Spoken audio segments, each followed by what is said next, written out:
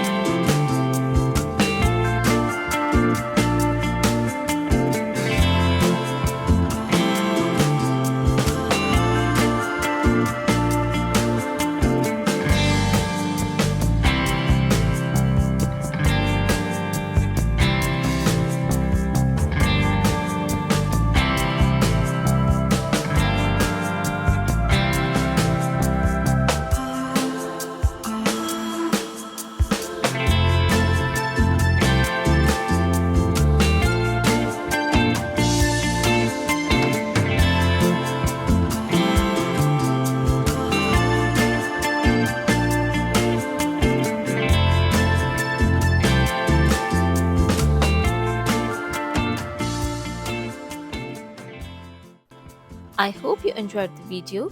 If you would like the recipe for homemade mango compote, just let me know in the comments below.